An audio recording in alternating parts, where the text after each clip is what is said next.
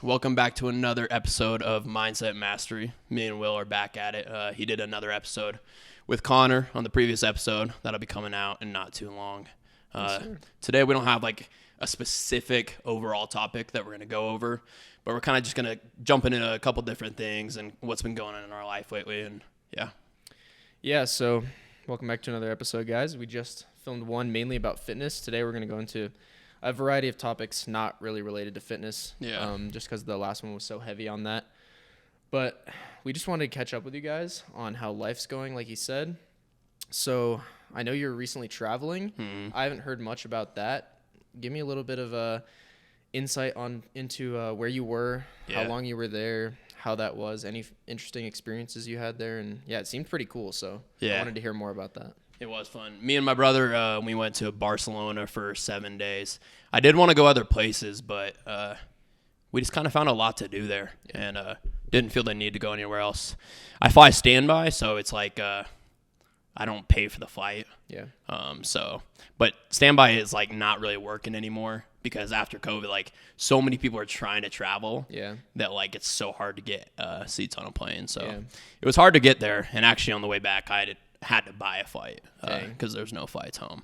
That was like $1,000, but Dang, one way? Yep. That's crazy. Dude, flights are crazy right now. It's insane. Yeah. Makes it almost like impossible to travel, really.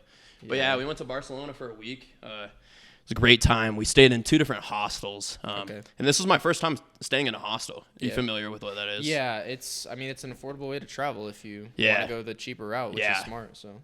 And I think it's great for like young people as well because you just get to meet other travelers, other people around your age from all over the world. So, and they host activities and stuff too. So it was really great. Barcelona was really beautiful. A lot of great architecture. I mentioned this to you before. Huge party city.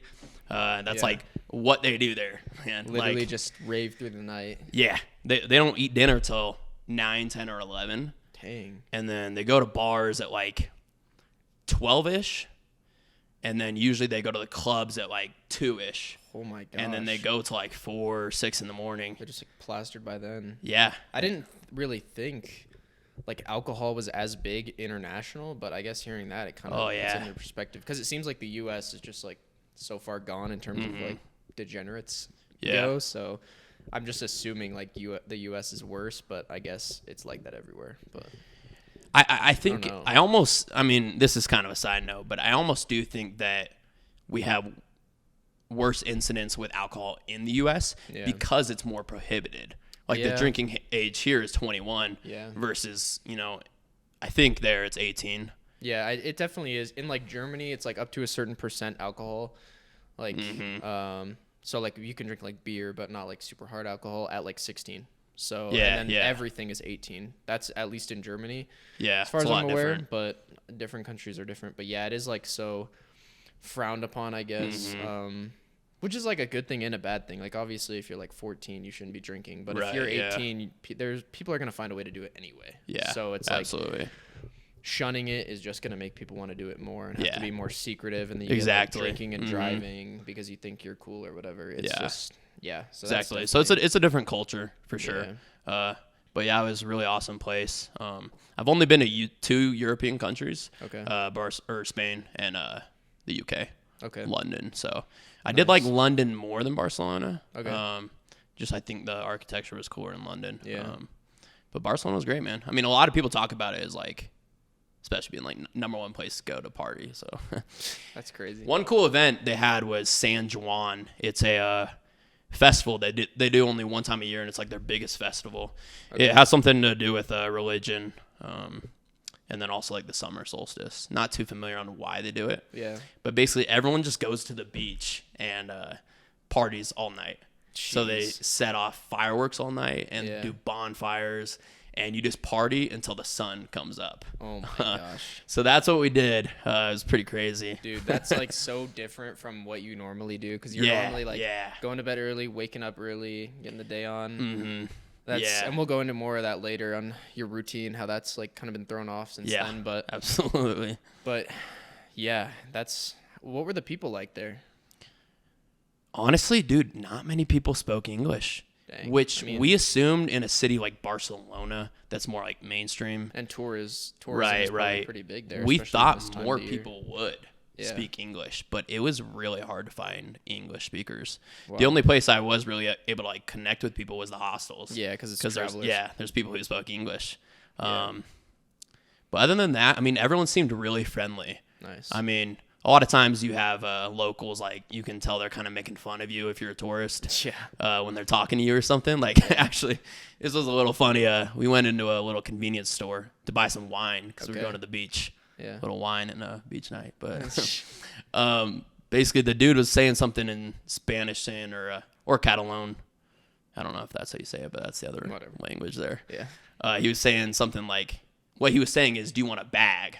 You know, and I didn't understand him. So he kept saying, I was like, just looking at him like, I don't understand. And then he said in like the perfect English accent, he was like, do you want a bag, bro? Oh my gosh. And I was like, no like, he was just messing around with me because he knew I didn't speak, Spanish or whatever. I was like, come on, man. But overall, the people seem to be really nice and helpful. So yeah. I feel like people in other countries think like everyone in the U.S. is like stupid, but then also like, I mean, we don't. At least when I see someone from a different country, I don't think they're stupid. I just know that they don't fit in as well here. But I'm like, if I went to their country, I would feel the exact same. Like, I would feel pretty stupid. But I feel like there's definitely a stereotype of like Americans, because you just said he made it sound like he was like stupid, and like I just feel like they think a lot of people are uneducated here, which is the case with a lot of people, because there's some people who just drag us all down in terms of reputation because they just do stupid stuff. And there absolutely is. Like, that's something I noticed more prevalent on this trip, especially being around younger people because of the hostel environment, is that every time I said I was from the States, for everyone else, who's from like New Zealand, Italy, or, all over the country. Yeah, they make fun of you. They're like, they laugh like, oh, you're American? Like, like they really do think you're dumb. It's kind of like funny. It's like, oh, what's wrong with me? That's so sad. I can't wait to, I think eventually I'll try and move to like international, just somewhere. I don't know where, but for one, there's a lot of places where like tax is better. I don't think I'd ever move to like Dubai, but just because I don't want to be around that like hustle, like Sigma grind set like 24/7. Not like really Thurston. Like my thing, but I mean, he's cool, but he's always other places. Like he's always in like Spain and like the Maldives and Seychelles or whatever.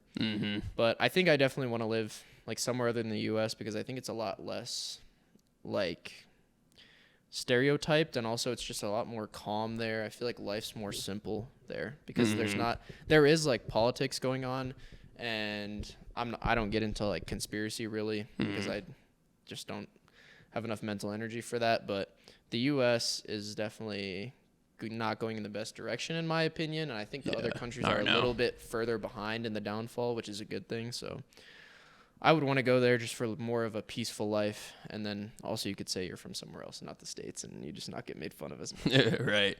Yeah, I do think it's really important for everyone to travel. Yeah. And just experience different places because it's a lot different. On all of the international trips I've been to, personally, by the end of it, I'm like, I cannot wait to go back to the States. Yeah. Because it's just what we're familiar with, and it's kind of hard to adjust to a new place. Yeah, I think you definitely have to get into like a routine if you end up going international. Yeah. Or else you'll feel like you're not accomplishing anything. You don't know what to do. Absolutely. So you got to kind of like find a routine. If I went somewhere, first thing I would do is be like find a gym. I can just go like 2 hours a day, meet people there. That was the thing as well. I couldn't find a gym. Dang. Because I wanted to keep working out the whole time, and I ended up not working out at all the whole week because I just could not find a gym. Rest week. Yeah. Which is fine, but one place I really want to go that's like really cheap once you get there, but getting there is the hard part because the flights are literally like probably like 1.5K minimum round trip for like one passenger economy on like the cheapest airlines is Bali in Indonesia. Oh yeah. Or Thailand, like anywhere in Thailand I want to go. That's actually where we were planning to go. Yeah. I think I told you that. Yeah. That was where we were planning to go, but Thailand is almost, even for people who have confirmed flights who paid for it, is almost impossible to get to right now. They're going through some crazy stuff, but I am really interested in going there and living there for a while, as well as Bali, but Bali has some weird restrictions right now. We might have to make a trip there sometime. We've been talking about that. We got to do a trip, an international trip sometime. That'd be crazy. That would be really cool. Yeah. But just like make content out of the whole thing. Yeah. Dude, that'd be so. I want to do that so bad. And you can get an Airbnb or like you said, hostel, but I think Airbnb would be better for that, like long term. Like if you're staying there for like a month or something, or a couple weeks, you can get Airbnbs for like $15-20 a night. Yeah. And like really nice places. Yeah, depending where you are. Because they value money there so much more. Asia for sure. Yeah. Like in Thailand or Bali, especially, they're like the cheapest places to travel that are like absolutely beautiful. Because you can get beaches, you can get so much greenery. Yeah. Have you seen like the inland of Bali? It's called Ubud. I haven't seen Ubud. You got to look up images of it. It's insane. Yeah, but you'd love it. So Bali's like top of the list, and then some places in Thailand like Bangkok and Phuket. I've been looking into those. My dad's been to Phuket. He said it's pretty cool. Yeah, it's just like so good for students to travel there. It's literally just the plane ticket. It's like it would be like over $1,000 for the plane ticket, and then once you're there, you're spending almost nothing on food. You could probably spend like $50 a week max on food for the whole week. Yeah, absolutely. You can buy like a $2 plate. You can just like like huge meal prep too from like a grocery store for super cheap.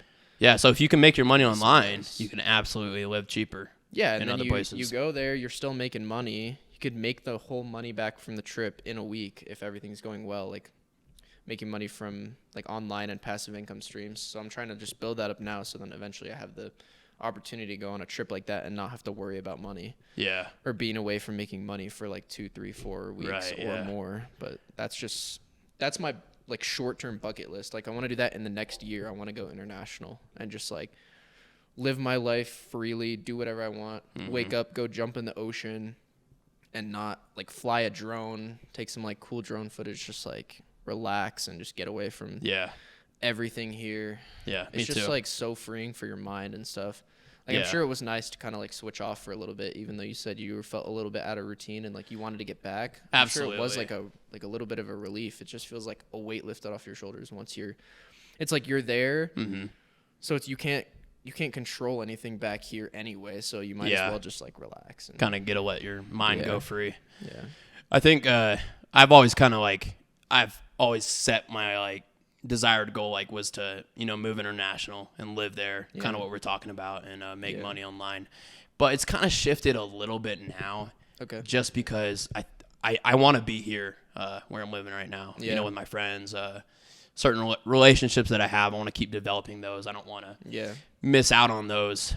So definitely something I want to do this year is just involve traveling more. I kind of realized like it's kind of funny, but like I don't have to go live somewhere to just be traveling. Like I just want to I want to work hard for like a month, take a week vacation. Yeah. Work hard for a month. The dream. Or do like 3 months of hard work, a month of travel, go live somewhere else, and 3 months of hard work, and then like you're still making more and more money obviously because your income is like outweighing the expenses for the travel. Yeah. And you can travel cheap. Like you could make a vacation be like, say you go on like a cruise, that could be like $3-4 grand. If you're going, especially if you're going with like another person with like food and everything included. But if you solo travel or like duo travel with someone else, the plane ticket's the only thing that's like really gonna like sap your bank account. Yeah, to be honest. Yep. And that's the thing I'm trying to figure out, how to get like cheaper flights without doing the standby thing. I'm just like always looking at airfares. Like I'm interested in I actually might go to the Dominican Republic around like September, October, November time. I heard that's cool. Because there's a flight I found that if I book like pretty soon, I can get it for like $380 round trip. Oh wow! And really, it's like, the DR. Yeah. Wow, that's cool. It's pretty enticing. But I definitely need to like be making more money before I like commit to something like that. Yeah. Because I'll be away. I'm already traveling a little bit in the next few weeks to other places like in the U.S. But just gotta be cognizant that I can do that and not have to be stressing out, because I don't want to go there and then be stressed out. Yeah, like, should I have done this? I want to just enjoy my time. Yeah. But and I don't know. I guess I said for me, like I want to take like a week vacation, but that's probably a little bit different vacation than like other people think. Yeah. Because for me, I don't like if I'm taking vacations that often, I don't want to just be not doing anything. Yeah. You still I want to still work there. Yeah. But it's just not as different environment. Yeah. It's just And sometimes you need a change of environment to keep your brain creative and keep you engaged, because on one hand, it can throw you out of a routine, but on another hand, you might be so burnt out in the same routine. That's how I am. Like when I was at college, I was like, every day is the same. I just can't do this anymore. I was getting so mentally drained. Yeah. And then I came back home and I had like a fresh mindset. It was just like a reset. So I think traveling gives me a big reset personally, especially international. I haven't been international since I went to Ecuador with my grandpa and my family like a couple years ago. That's another cheap travel destination for students. And that was awesome. It was just like a whole new world out there. I bet. And I actually met people, crazy enough, playing Pokemon Go there. Really? Do you know what a community day is? No. Did you ever play? So it's basically where everyone comes out into the community and like there's like one type of like Pokemon or whatever spawning like everywhere. And it can be like shiny or it can be like super rare IVs, which is basically just like how powerful it is. Anyway, I play that game, but I'm kind of a nerd, but whatever. It's fun. But I was really big into it then. I think it was like freshman or sophomore year of high school over the summer. And I went out and I was expecting like a few people to be there, but I went to the biggest park in Quito, which is the capital of Ecuador, and thousands of people, literally thousands of people. And there would just be like groups like sprinting across the park, and you'd be like, what's happening? And there'd be like one American guy who like sees me and they know I'm confused because I have no clue. My dad just like drops me off in this park. I'm like, bro. And there's this one guy that like speaks English, and he's like 100%, which is like the best possible you could get. And so there's like 100 people like sprinting in a big swarm like to the one side of the park, and I'm like, and then I just start running. It was just like the most fun experience ever. And like the people were so nice there, and I didn't even really like, they only knew a couple words in English. So we were just kind of like communicating based off like body language and like showing our phones and stuff. Google Translate.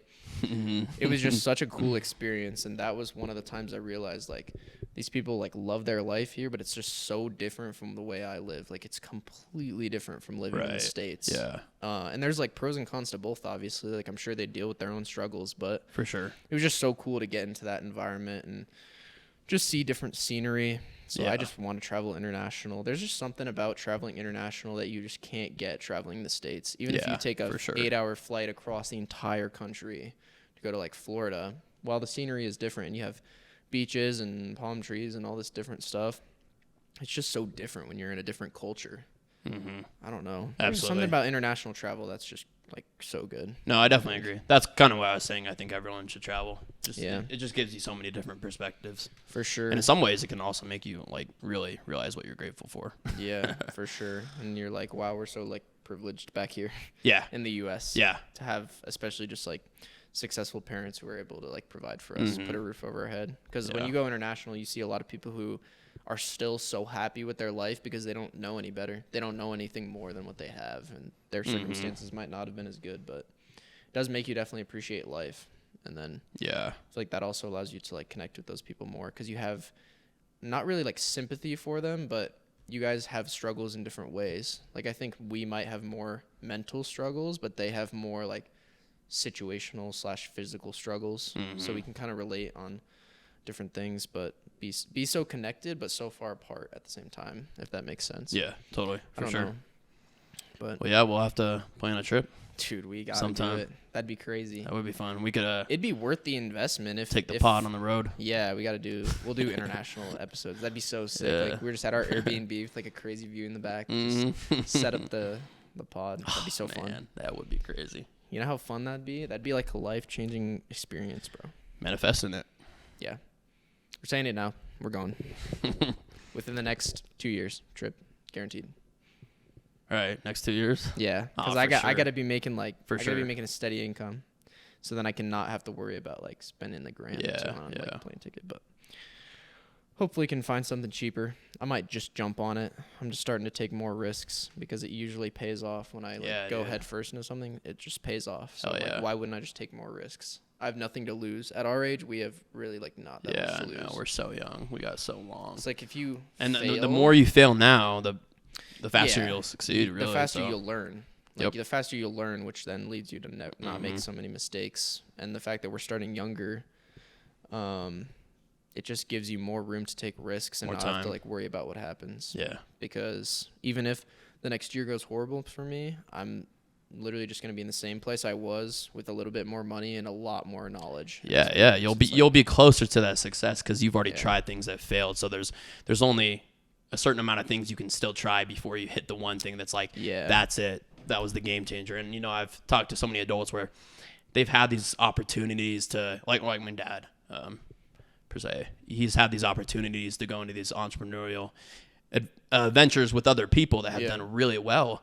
But at the same time, they have to think, hey, I have a whole family I got to support. Yeah. That I got to put food on the table for them every day and keep the roof over their head. So at our age, we don't have those responsibilities where we have so much more to sacrifice. Yep. So now is the time to do it for sure. And as you get older, those responsibilities start to stack up. And that's why people feel like they can't travel. Like once you're married, you can't travel because you have a spouse, or you have like some life situation that comes up where you're like strapped to a specific location, or like money, short on money, or you have kids and then you feel like you can't travel because it's like going to be too stressful.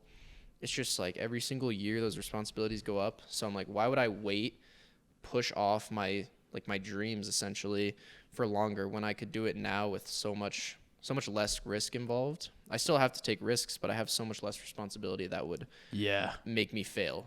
So it's like it's so hard to fail when I'm starting at this point. Yeah, I love that.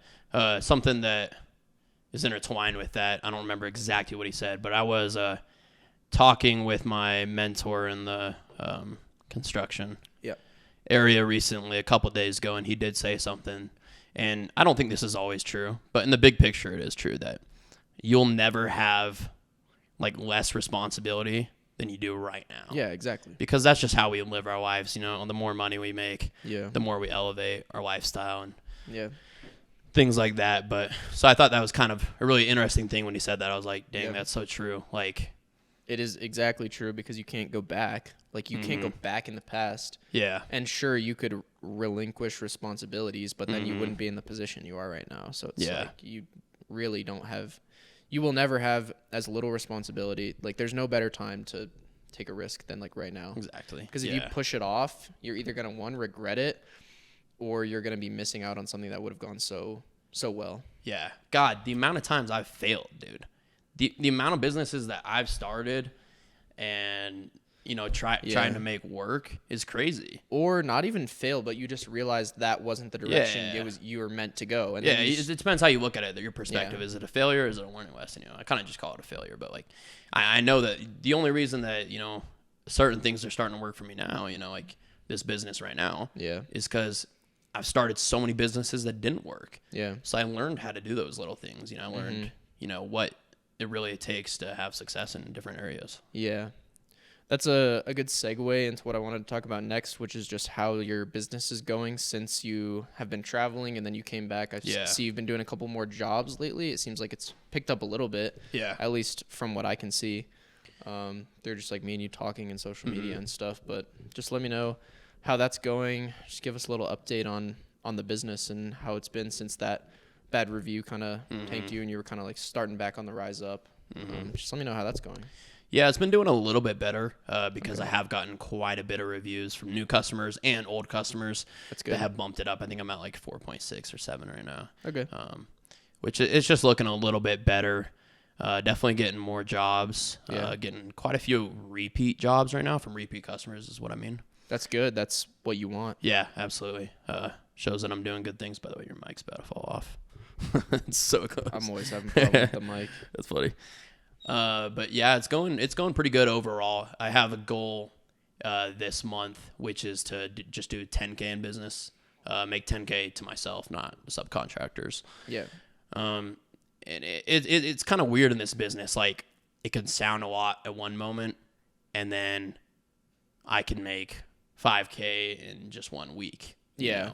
So it's really kind of weird. Right now, the jobs are just spotty, so I'm not working every day. It's kind of how I prefer it anyways. But yeah, right now I'm just shooting for a 10K a month because I got some debt to pay off. But I see. It's going pretty good. I'm not honestly not working on it as much as I was in the past, just because we've kind of talked about that's not where I want to go. Like, yeah, it's not your long-term goal. Yeah, for sure. So it's like a stepping stone. Yeah, kind of working on the other different things that I've been trying to build up recently. Yeah, it seems like what you're doing a little bit more of is just kind of laying the groundwork for other things you want to go into. Yeah, like you're kind of just sure. starting to like figure out, okay, how am I going to start this up? What's my direction? Yeah, because we've talked about how like I really want to start going online with things and going different directions in that. So yeah, like you said, I'm kind of just like figuring out what that's going to look like for me right now. And just trying different things. We were talking about Instagram earlier and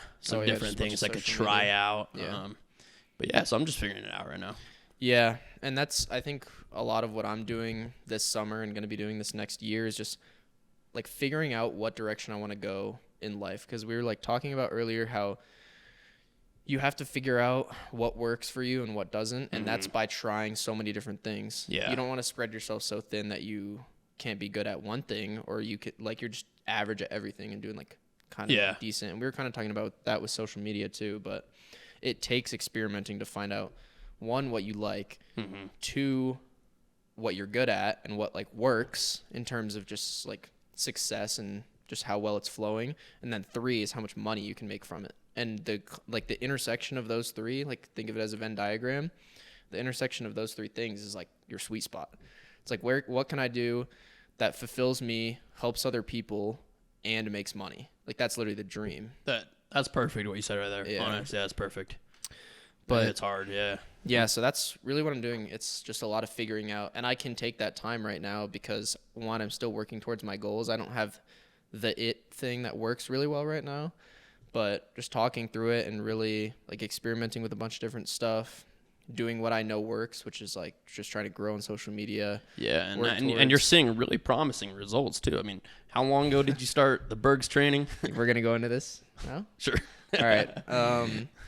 So I have like a little note in my phone actually, which is my Bergs training account, which is, if you don't know, it's just my like fitness account, I guess you could say. It's everything related to like mindset, like motivation, educational stuff on there. I haven't done so much educational because I'm trying to like get my name out there first and like grow a little bit more before I start going into that. By the way, I want to throw in there really funny captions too, dude. Oh, you like those? Like, dude, they've been making me laugh actually. Sometimes I think my caption game is pretty good, but I have like a huge the one list. where it was when the cop says, "Put hands behind my back," and you were like, "Oh yeah," I said when the cop says, "Put your hands behind your back," and it was just like a ab pose, like this. Yeah, I thought that was funny, but yeah, I try and just like really be engaging with my followers, like doing good captions, doing a caption where I'm like, "Oh, go comment, blah blah blah," like your favorite exercise of whatever muscle group, and then that's just like trying to build up the community. I answer every single one of my DMs. That's another big thing for people that want to grow like a real community and followers who actually like care about what you're doing or what you're posting. Responding to every single comment, every single DM, like having genuine conversations. I send voice messages now to literally almost everybody. You probably know that too. On Snap, I just started doing voice messages. Because when you're texting, you might be like, oh, I want to keep this short because I don't want to type out this whole paragraph. But now what I do is just send a voice memo. I just say what's on my mind, what comes to my mind. And sometimes it's big pauses and stuff like that. But it just helps me feel a little bit more natural in conversations. I think people also... I think that when you send the voice messages, which I do quite often as well, I think the other people on the receiving end of it get a lot more from it as well. Exactly. You can hear tone too. Right. Because expressions, So when I respond to people in voice messages, like I get so many DMs, probably like at least one a day for the last like week because I'm growing so fast. Yeah. I get like one message a day that's like, how did you get sponsored by Gorilla Mind? Or why did Derek sponsor you? Not like, they're not saying it in like a bad way. Like, right. They're just like, how did you generally curious. Genuinely, yeah. Genuinely curious. Now you're good. Cut it. Yeah, no cuts on this bad boy, so make sure you're locked in. People are just like, yo, bro, what you're doing is super cool. I was just wondering, how'd you get sponsored by Gorilla Mind? And I would have done the same exact thing 2-3 years ago when I really wanted to get sponsored by them. If I saw someone with less than 1,000 followers who has Gorilla Mind, Code Berg, or whatever in their bio, I'd be like, dude, what? So I just send a voice message to them, and I've done like 20 probably of the exact same voice message, just like a little bit different depending on like, I'll look at their account and give them like suggestions on what they could do better. Right. And what would help them. And the feedback is amazing. Like people are like, dude, that helps so much. Anytime I ask other people who are like bigger, who have bigger followings, they either never respond or they just give me some like cookie cutter answer, like grow your following more. But I always tell them like start a YouTube channel. Companies value that so much. Mm-hmm. That's really how you grow your audience. Then I give them a couple other tips and just tell them if they ever have any questions, they can always hit me up. So just like building that community of those, and it's not so much about the followers, but it's about those people who are going to comment on your post every single time, or they're going to DM you every single week and be like, dude, I loved this podcast, or I love this post, or use your code on Gorilla, love the products, or something like that. Like those are the messages that like keep me going and stuff. Yeah. And know that I'm actually like impacting someone, even if it's in a small way. All right, guys, we didn't know if the camera turned off or overheated or something, so just check that real quick. We are back. Short little break. So what I was talking about was just being authentic with the followers. That's how I think I've grown so fast. I've had a couple posts hit the explore page. I had one reel get like 7K views, but the engagement on it was really good. It has like over 900 likes, which is like over a 10% engagement rate, which on reels is pretty dang good. Yeah. Has a lot of comments too. But I post every single day. That's a huge thing. For the past like month, I've only missed like 1 or 2 days. So you talking about Instagram? Yeah, Instagram. Okay, so talking about one account, when you say you post every day, is that a feed post? Either a feed post or a reel every single day. Okay. Typically, I would do a feed post every day, but reels are going to be like my best friend, going from 1K to 5K to 10K and stuff. Right. Whereas feed posts more build the genuine audience, I think, with like you said, with the captions. I always try and have like a funny caption or an engaging caption, one of the two. And then just having like good pictures. But if I don't have a really great picture that I like don't really love, then, or like that I think looks sick or could go big on the explore page, which is pretty hard to do nowadays compared to before, because now it's reels. So if I don't have a great thing to post, I just post like either a transformation reel or a workout, or I'm going to start doing like motivational reels with just like captions of like motivational quotes I really like, and then just some cool high quality footage of me lifting, working on business stuff, working on school, whatever, just like show my daily grind, I guess you could say. Yeah. But just trying to build up like authentic content of what I really like, because I am super into the mindset, the motivation, the discipline, and then fitness. They all really tie together. Like that's a part of this podcast for sure. too. So, yeah, I like how you talked about, just helping other people and really taking your time to putting your intention into helping other people, rather than just saying, hey, I'm just trying to grow. And it's easy to ignore the people that you do have and say, I want more. But it's so important to focus on, hey, I already have this amount of people who do care about what I'm doing. Yeah. Let me focus my intention onto them and helping them.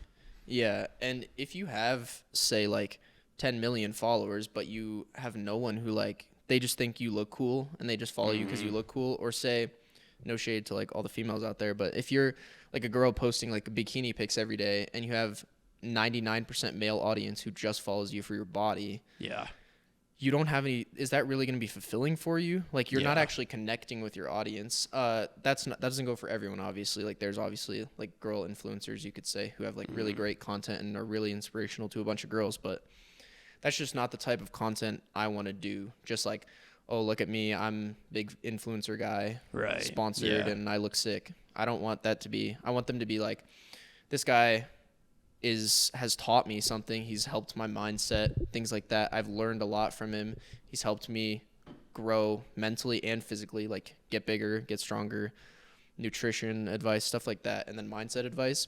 And then he also like looks cool. So like his pictures are cool. Right. Combination of the two. Yeah, and just like I want people to understand my actual personality. So I'll transition more into that kind of content after I'm off the ground a little bit. At first, I'm starting to post more like workouts and like physique pictures, because that's what like gets people's eyes, gets people's attention. And then that's just to help grow, because I've had like 2 or 3 posts like barely hit the explore page, like a couple hundred in reach, like 500 to 1,000 in reach from the explore page, which is harder to do with photos. A lot harder than it was a couple years ago. when I had my old fitness account, because now it's Reels, and that's pretty much like all that goes on the Explore page is Reels. But trying to do more of that. And then you were saying how when did I start that account? I have a note in my phone, and it has 100, 500, 1,000, 2,500, 5,000, 10,000, and then I haven't added anything after that, but I will. Hopefully. The goals? Yeah, so that's like goal followers. Okay. Yeah. And it's not so much that I care about like the numbers, but it's just to track my progress and like show how much I've grown. I'm not like, I have to get to 10K or I'm a failure, or 5K or I'm a failure. Yeah. And that's not all I'm focused on. But like you said, I'm more focused on the followers I do have. As soon as they follow me, I want to be able to provide something to them, because like without those people actually like following along with what I'm doing, my account's nothing. It's not me making the followers. I'm not just like, I'm that guy. I'm this influencer. Now I have a bunch of followers. It's they see me and it's their decision to like follow along with what I'm doing or like my post or DM me. So without them, I would literally like be nothing essentially. Like they're providing the exposure to me, and then in return I can give them like value essentially. Yeah. I love what you're saying there. Something that reminds me of that is, I'm sure you're familiar with Gary Vee. Yeah, I'm not super like in tune with him. Yeah, just like what he's doing. But he's a lot of entrepreneurial stuff. Yeah. I used to take in a lot of his content, not as much now, but one thing I do remember him saying that to kind of build that community and really that, like have your followers like really feel like they're a part of something is what he was saying is that every new follower you get, send him a voice message. Like, hey, thanks for the follow, dude. I really appreciate it.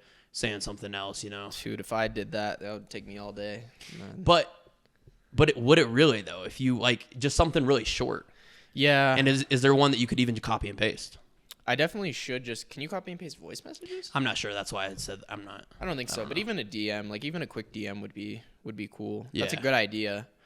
I mean, obviously that gets unrealistic as time goes on and you build a bigger audience. But if you're like starting, that's what I'm saying. Yeah, is like, that's something you could utilize in your new account. Yeah, exactly. I would say you utilize that for sure. I'm glad that came up because I will be doing that. But yeah, for me, the way I do that is responding to every single comment, whether it's on a reel or a feed post. Like if I do a funny caption and someone comments like another joke, like the other day I had one that was like, I can't even fit through this doorway or something like that. That was the other one I was going to say. That was hilarious. I was like, I can't even fit through the doorway or something. And then this guy commented, bro, trust me, turn sideways. Like you still might hit the doorway, but like, just be careful. He was like, just trust me, bro. Right. And so I like responded to that. I was like LMAO or something. Yeah. But I was just like trying to respond to every single comment. And then anytime someone sends me a DM, or uses my code, I'll definitely send them a voice message. And I don't just send like a 10-second voice message. Like if someone asks me that question about like, how did you get sponsored, or do you have any tips to grow on social media? Mm-hmm. Because they don't understand that I have like the YouTube channel. I have to explain that I have the YouTube channel. I have the other track Instagram that has like 5K or whatever. And that's how I got sponsored, not this new account. So especially when I started, I had like 100 followers. People were like, bro, like, how do you have a Gorilla Mind sponsorship? Right. They probably don't even believe that at first. Yeah. They also didn't know that you had other accounts though. Yeah. So they didn't know that. So I explained that to them, and then I explained them how I grew that, and like that YouTube's a huge part of it. And then they're like, oh, okay, like that makes sense. And then they're like, thanks like for sharing that with me. But I'll send like 5 1-minute long voice messages. Like they cap out at 59 seconds. Like they literally cut you off. So I have to send like multiple sometimes because I'm explaining like so much, because I don't want to just be like, oh bro, just like post more, because that's what everyone says. And like that's true, but there's so much more to it than that. And for me, I need like more of like a step-by-step broken down to really get somewhere. Yeah. Sometimes I can't work off of something so vague like that. But I have that, so I keep getting sidetracked, but I have that note in my phone. So I hit 100 within like 2 days, just from like my friends and stuff following me, like starting up the account, posting right away. And then I hit 500 within like a week. And then 500 to 1,000 was a lot longer, because I took like a whole week off of posting, or like a week and a half for my sister's wedding and a funeral that I was at. I just wasn't like lifting. Yeah. Right. So did that, and then I came back. So 500 to 1,000 was a month, like just over a month, like a month and a couple days from June to July. And then just recently I hit 1,500, like today, I think, like just a couple hours ago, probably. Hell yeah. I'm not trying to like check it like all the time because it's kind of bad, and I'm one of the people who gets sucked into analytics, especially on like YouTube. It's easy to get sucked into that stuff. It's a trap, but it's really a lot more about like the engagement and stuff. So I'm more focused on like how many comments am I getting, how many like story views am I getting, story reactions and stuff like that. That's more important, but it's not all about numbers. Sometimes just post what you want to post, and you'll attract the right followers. They'll gravitate towards what you're posting if it's genuine. Because if you're not posting genuine stuff, people will see right through that. It's so easy to see. Or if you're just trying to like make money off people, they'll see right through that. Yeah. But I just had a giveaway, which also like got me a lot of followers. Probably like a couple hundred. It seemed like you had that. a big jump there, because it seemed like I checked in when you were about at like 1,000. Yeah. And then now it's like 1,500. Yeah, it was like it's in like the past like week to like week and a half that I've gained like almost 500, which is it's pretty crazy. I had like a couple posts get like 500 likes. The giveaway one got like 500, and then I had a couple other go like 400. Those are the ones that hit the explore page.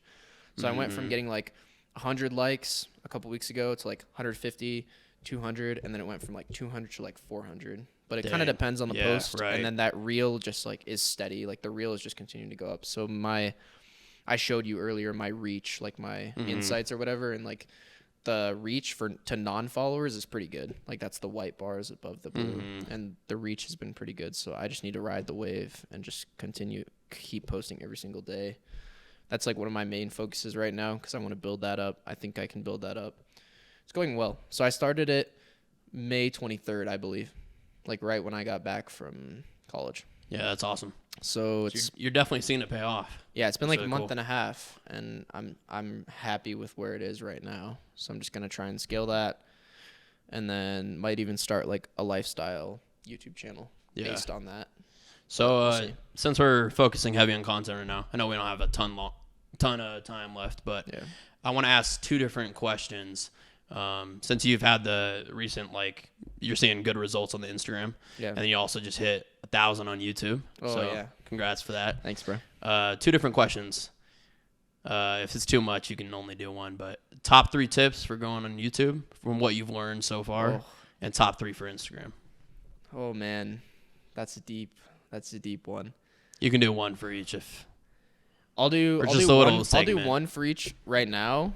But on another pod, we can do like a full social media pod. Like I can just go through like all my tips. Like I'm not really that secretive. Like if people really want my help, I'll help. And like I'm gonna help you like grow your new account, which may or may not happen. I don't know. Don't want to like leak anything, but bigot for YouTube. Honestly, I'll give one for both because it's really easier than people think. It's consistency. If you post 50 videos over the course of a year, if you post one video a week for a year, you'll have 52 videos approximately. By the 50th video you record, how much better do you think you'll be at making videos than the first video you filmed? Right, yeah. Even if you're filming on a worse camera, worse editing software, just your knowledge of how people react to your videos, the analytics, you'll get better in front of the camera. Like my first video, I was way worse in front of the camera than I am now. Right, I'm not really comfortable yet. I don't even think I'm that great in front of the camera right now. But compared to my first video, if you watch it, which is like I've done like 21 main channel videos, like shorts excluding shorts, I've done like just over 20. And I've been doing like once a week all of second semester of college, and then now I'm starting 2 a week, which is a lot of work. But I think every week you have to post a video, because YouTube will see you're posting on this day around this time, and then they push it out to all those same people that watched the last one. So, and it's the same for Instagram. The best way to grow is to post every single day. If you post every single day for 6 months, come back to me. If you're not at least 1,000 followers with decent engagement, like something's seriously wrong. Or like you posted like some like Nazi like crazy thing on like your account to get you like banned or shadow banned, because I do think that's key. That's what I hear. Question is there too much on Instagram? Could you post too much, or do you think that just it's better? If you're posting 2 or 3 feed posts a day, your followers are gonna be like, bro, like we don't care. Okay. So I would say you could post a feed post and a reel every single day, and that's good. Right. But I wouldn't post more than 2 or 3 I wouldn't post 3 or more reels a day. Reels are different because you could get away with posting more, but you'd get burnt out. if you're For posting sure. 2 or 3 reels a day, people do that for a while and they either like blow up and they're like there in their whole life is recording content, and some people love that, some people don't, or it fails, or they get burnt. It doesn't fail, but they get burnt out before they see that success. Mm-hmm. So I'm staying like 1 post a day, either a feed post or a reel. If I have great content, I might post a feed post and a reel on the same day, but I think I've only done that like once. But yeah, consistency is, it sounds simple, but then you start doing it and you're like, okay, this is like, it's a simple concept, but it's still hard to post 1 YouTube video a week if you have a lot of other stuff going on, because it's not just the filming day. It's 1 day of filming, and then anywhere from, if you spend a lot of hours on it, which I spend like a long time editing my videos. They're not amazing, but I'm learning a new editing software, Premiere Pro. Yep. So just edit your own videos, record your own videos, or have someone else help film you. Record 1 video a week, and give yourself 2 or 3 days to edit before you want to post, and then post a video. It doesn't have to be amazing. Decent thumbnail. You can look up how to make a good thumbnail on YouTube. Mm-hmm.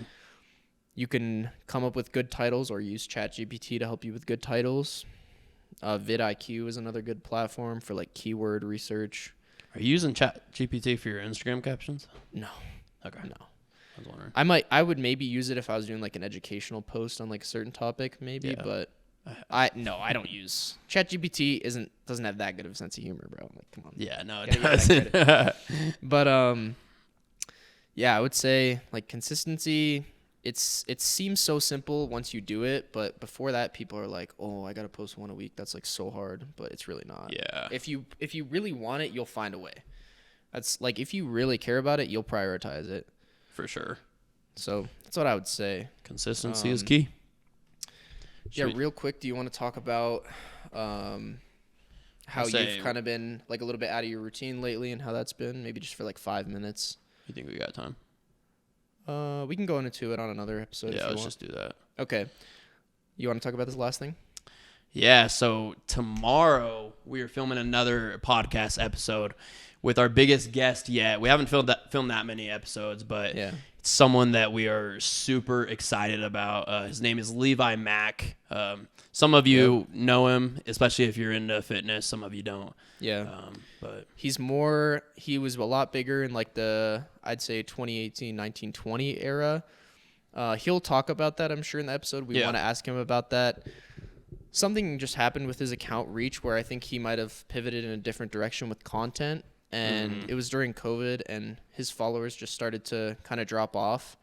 And he has a really great YouTube channel. He has super underrated content on there, in my opinion. He should have way more his subscribers. His editing is really good. He has 25K subs, which is good. He only has a couple videos that have gone like viral, like 75 hard challenges or something like that. Yeah, what I'm saying is I think he deserves way more. Yeah, he's underrated, super underrated. And we'll let him go into more of that tomorrow. We don't want to speak too much on his behalf, but we're really excited and super grateful that he was willing to take a chance and do this with us, because he's such a humble guy. Like he has had success. He has his own clothing brand, and he's a lot like further in a sense than we are in terms of like the entrepreneurial space. But I'm sure he has a lot to learn from us at being younger, and we have a lot to learn from him as he's gone through stuff we want to go into. So it's going to be a great episode. In my opinion. When I think about Levi, I just think about someone who's like really authentic. He's so real. If you watch his content, he's so real, and sadly, I think that might be part of the reason. Yeah, he doesn't get the attention. He doesn't do deserves. Like the crazy viral